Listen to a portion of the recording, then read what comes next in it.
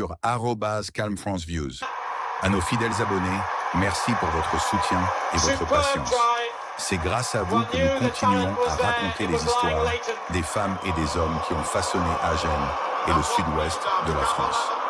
Si vous découvrez notre chaîne aujourd'hui, pensez à vous abonner, à aimer cette vidéo, à la partager et à activer la cloche de notification pour ne manquer aucune de nos prochaines histoires.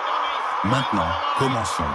Avant Antoine Dupont, avant que le rugby moderne ne devienne un spectacle suivi dans le monde entier, un homme faisait déjà trembler les défenses chaque fois qu'il touchait le ballon.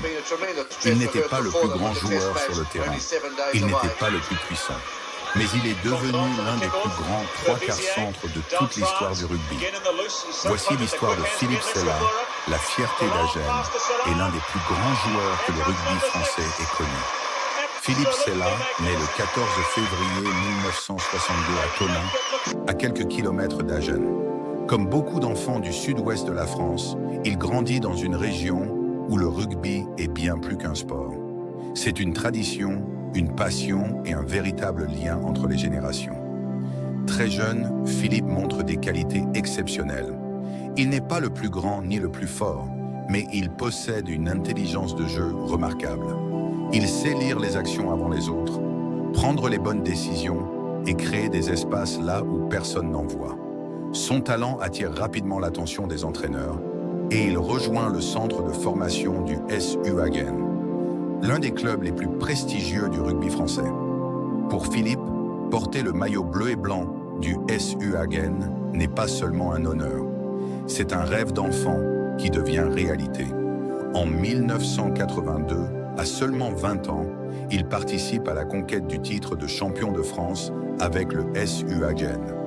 Toute la ville célèbre cette victoire et les supporters comprennent qu'ils assistent à la naissance d'un joueur hors du commun.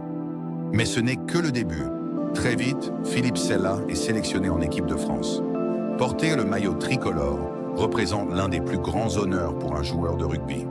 Philippe assume cette responsabilité avec humilité, discipline et détermination. Durant les années 1980 et le début des années 1990, il devient l'un des meilleurs centres du rugby mondial. Son style de jeu est unique.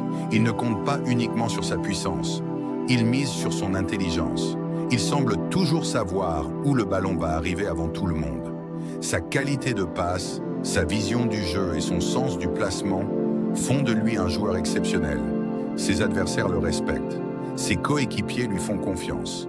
Les supporters l'admirent.